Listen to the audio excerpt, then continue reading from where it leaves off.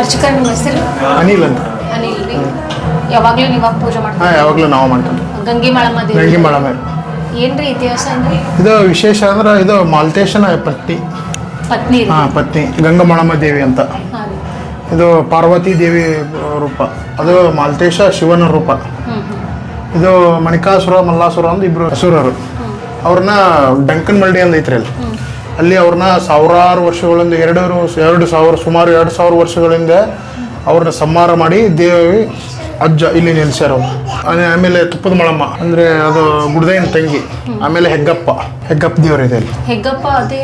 ಹೆಗ್ಗಪ್ಪ ಅದು ಗುಡ್ದೈ ಸ್ವಾಮಿಗೆ ಒಂಥರ ಸಾಲ ಕೊಟ್ಟಿದ್ದು. 7 ಕೋಟಿ ಅಂದ್ರೆ ಸಾಲ ಕೊಟ್ಟಿದ್ದು. ಅದಕ್ಕೆ 7 ಕೋಟಿ ಜನ ಕೂಡಂಗಿಲ್ಲ, ಮೈಲಾರಲಿಂಗಪ್ಪ ಶನಿ ಹರಿಯಂಗಿಲ್ಲ ಅಂತ ಒಂದು ಶಾಸ್ತ್ರ ಐತದ. ಪ್ರತಿ ಭಾನುವಾರಕ್ಕೊಮ್ಮೆ ಪಾಲ್ಕಿ ಉತ್ಸವ ಬರ್ತೈತ್ರಿ. ಅಮ್ಮನವ್ರ ತಲೆ ಕೂಡ್ತೈತ್ರಿ ಅಜ್ಜ. ಬೆಳಗ್ಗೆ ಮತ್ತೆ ಹೊರಡ್ತಾನ್ರಿ. ಆಮೇಲೆ ಸೇವನೆ ಮಾಡ್ತಾರೆ, ಪ್ರಸಾದ ಸೇವೆ, ಆಮೇಲೆ ಹರಕೆ ಕಟ್ಕೊಳ್ಳೋದು, ಆಮೇಲೆ ಮಕ್ಕಳಾಗಿಲ್ದವರು ಮರಿ ಆಗಿಲ್ದವರು ಅದಕ್ಕೆ ಬೇಡ್ಕೊಂಡು ತುಪ್ಲಿಗೆ ಅಮ್ಮನವ್ರು ಅವಾಗ ಅಜ್ಜ ಬಂದಾಗ ಇದನ್ನು ಸೇವೆ ಸಲ್ಲಿಸ್ತಾರೆ. ವಿಶೇಷ ಪೂಜೆ ಅಜ್ಜನ ಕಾರಣಕ್ಕೆ ಐತಲ್ರಿ. ದಸರಾದೊಳಗೆ ಸಾಯಂಕಾಲ ಪ್ರತಿದಿನ ಸಾಯಂಕಾಲ ರುದ್ರಾಭಿಷೇಕ. ಇದು ಅಮ್ಮನವ್ರ ಕೇಲು. ಇದು ರಾಕ್ಷಸರ ತಲೆ. ಇದು ಲಿಂಗು ಶಿವಲಿಂಗು. ಅದು ಅಮ್ಮನವ್ರ ಪಾದ.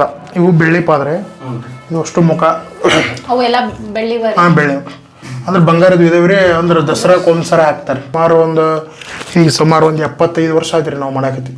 ಒಂದು ಭಾನುವಾರ ಸರಿಸುಮಾರು ಅಂದ್ರೆ ಒಂದು 2 ರಿಂದ 3 ಲಕ್ಷ ಜನ ಬರುತ್ತೆ. ಅತಿ ಹೆಚ್ಚು ಜನ ಕೂಡೋದು ಭರತ್ ಹುಣ್ಣಿಮೆ. ಅಂದ್ರೆ ದೊಡ್ಡ ಜಾತ್ರೆ. ಇಡೀ ಕರ್ನಾಟಕದ ನಂಬರ್ 1 ಮೈಲಾರಲಿಂಗೇಶ್ವರ ಜಾತ್ರೆ ಐತಲ್ರಿ, ಅವಾಗ ಅತಿ ಭಾಳ ಜನ, ಸುಮಾರು 2 ಕೋಟಿ 3 ಕೋಟಿ ಜನ ಕೂಡ್ತೈತ್ರಿ. ಎಲ್ಲ ದೇವಿ ಆಶೀರ್ವಾದ ಎಲ್ಲ ಇರ್ಬೇಕ್ರಿ. ಎಲ್ಲ ಏನೋ ಚಂದಗೆ ನಡ್ಕೊಳ್ಳಿ. ಅಮ್ಮನವ್ರು ಎಲ್ಲರಿಗೆ ಅಜ್ಜ ಎಲ್ಲರಿಗೂ ಒಳ್ಳೇದು ಮಾಡಲಿ ಅಂತ ನಾನು ಮಾತಾಡೋದನ್ನು ಮುಗಿಸ್ತೀನಿ. ನಾವು ಇಲ್ಲಿ ಗಂಗೆ ಮಾಳಮ್ಮನ ದೇವಸ್ಥಾನಕ್ಕೆ ಬಂದು ಅನಿಲ್ ಅರ್ಚಕರೊಂದಿಗೆ ಮಾತಾಡಿ ಬಹಳಷ್ಟು ಇನ್ಫಾರ್ಮೇಶನ್ ಅನ್ನ ಕಲೆಕ್ಟ್ ಮಾಡಿದ್ವಿ ಗಂಗೆ ಮಾಳಮ್ಮ ಮತ್ತು ಮಾಲ್ತೇಶ ದೇವರ ಬಗ್ಗೆ. ಅವರೊಂದಿಗೆ ಮಾತಾಡೋದಕ್ಕೆ ನಮಗೂ ಕೂಡ ಖುಷಿ ಆಯ್ತು. ಅವರಿಗೆ ಧನ್ಯವಾದಗಳನ್ನು ತಿಳಿಸ್ತೀನಿ.